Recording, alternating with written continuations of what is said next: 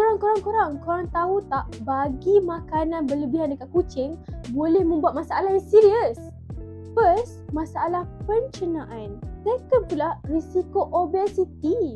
Nombor 3, ketidakseimbangan nutrien terhadap kucing. Nombor 4, perubahan tingkah laku kucing korang. Nombor 5, risiko perut kembung akibat makanan.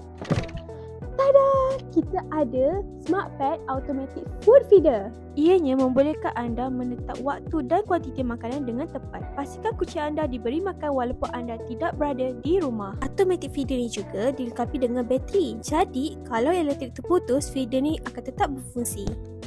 Dengan adanya kamera, ianya boleh membantu anda untuk memantau kucing secara langsung untuk memastikan mereka makan seperti yang dirancang.